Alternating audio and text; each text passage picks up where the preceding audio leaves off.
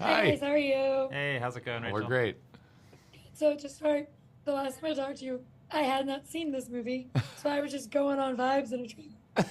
Then seeing it, I really, really love how much of a rom-com this is, Yeah. but also I have a lot of tattoos, so I love the idea that you could just get a bunch of tattoos and not feel pain, even though they're fine.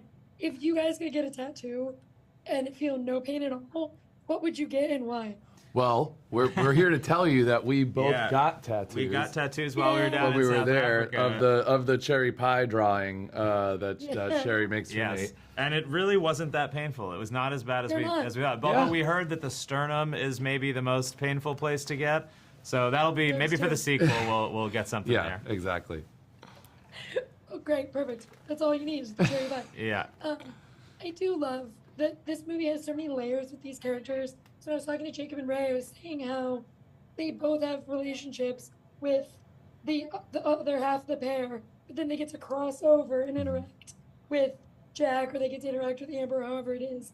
How much fun was it for you guys when you were working on this to let those layers with the characters kind of take you where they wanted to, or however it worked to make those relationships as strong as they?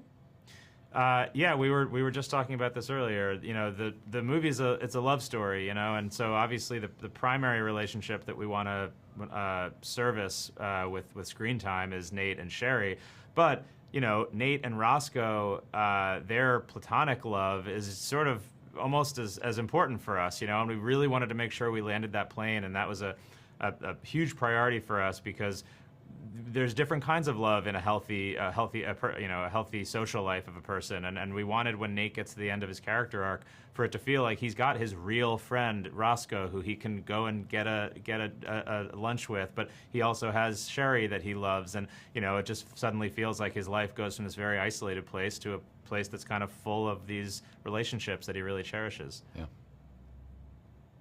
I gotta say, listen, I'm a Spider-Man girl. Did you put him in a chair as the man behind the chair? Because that was a literal thing said about a Jacob Batalon character. No, I'm not going to sit here and pretend that we did that, but that is fantastic. And you know, it was unbelievable having Jacob in this movie. I think he's somebody that just those, you don't realize the reach of those Spider-Man movies until you're in another country with a bunch of other famous people, and we'd all be out going to the movies or something like that, and all of us, like, you know, all of a sudden a swarm of 15-year-old to 20-year-old kids would just be all around Jacob, asking for his autograph and all that, to asking Jack to take a picture of them and stuff like that. It was truly unbelievable, and that's when we really, you know, really knew that we really had something in this role, you know, because he just packs so much of a punch into his, you know, relative to Jack, shorter screen time. Yeah.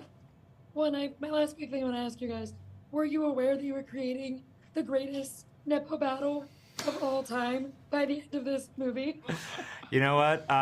We'll take that. We didn't really think about it too much. You know, these are just both incredible performers, and you know, we weren't thinking too much about their lineage. But you know, no press is bad press, so Yeah. you can run it if you want. It ruled. That's a I was funny way to like- put it. Yeah. I was like, let's go. This rules. Thank you guys so much for talking with me. I love this movie. I think it's so much fun, and I can't wait for everyone else to get to see it. Thank you so much.